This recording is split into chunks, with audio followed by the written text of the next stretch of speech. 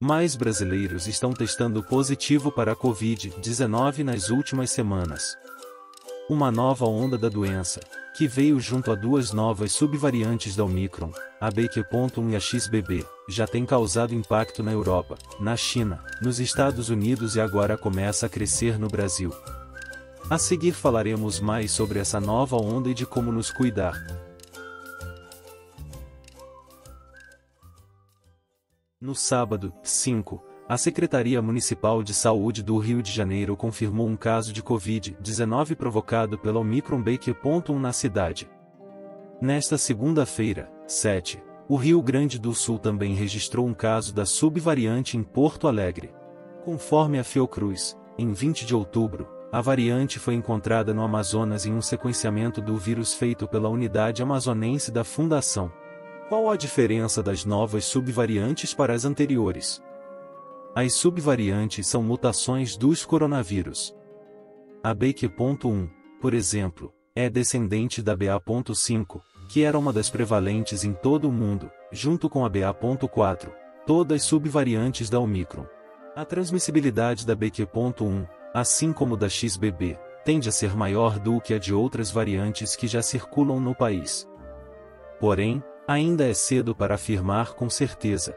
Menos protegidas, as pessoas tendem a sentir mais os sintomas quando infectadas por essas variantes. Por isso o aumento na procura por testes de Covid-19 nos resultados positivos. As vacinas bivalentes da Pfizer têm a BA.1, a BA.4 e a BA.5 como alvo. Por isso, elas poderiam, em tese, ajudar na prevenção contra a BQ.1, mas não temos nenhuma movimentação até o momento no Brasil para a aplicação dessas vacinas. Quais os principais sintomas da doença nessa nova onda?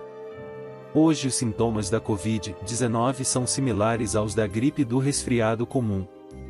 O paciente infectado pode ter coriza, dor de garganta, tosse, dor de cabeça, dor no corpo, cansaço e febre.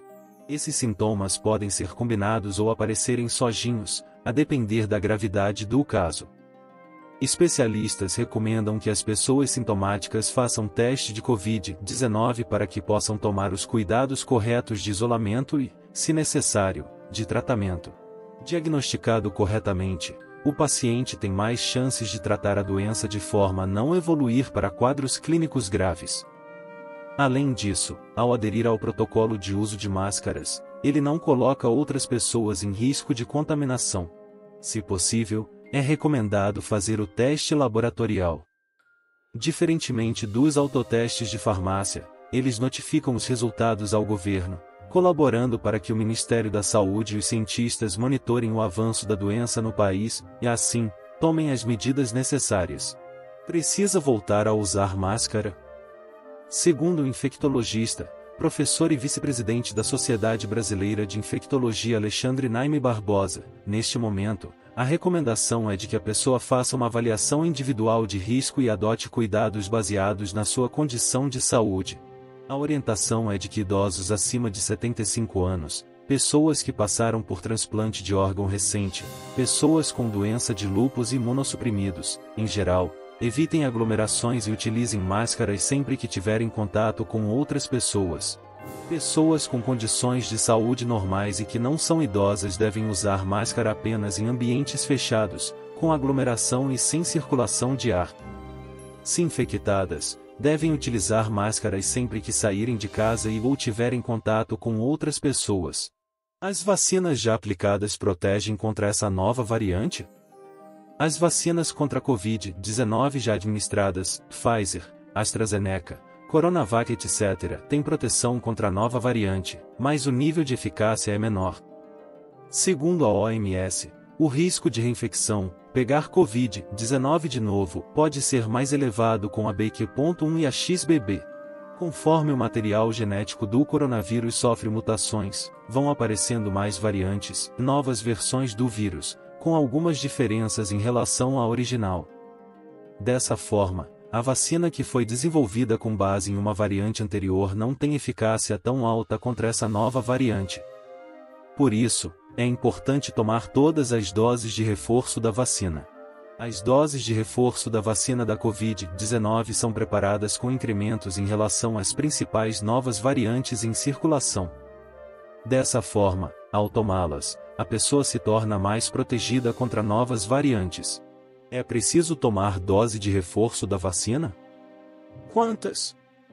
Quem já tomou as 2 doses ou a vacina de dose única já tem uma proteção mínima contra casos graves e hospitalizações em decorrência de infecção pelas novas variantes. No entanto, a recomendação é que sejam tomadas todas as doses de reforço disponíveis para potencializar essa proteção. As doses de reforço ficam disponíveis nos postos de saúde e o calendário de vacinação varia por estado. Em São Paulo, estão sendo aplicadas, neste momento, a 3ª dose adicional contra a Covid-19 em imunossuprimidos com 18 anos ou mais, da 5ª dose, e também na população geral, com idade igual ou superior a 40 anos, que tenham iniciado o esquema vacinal com Janssen.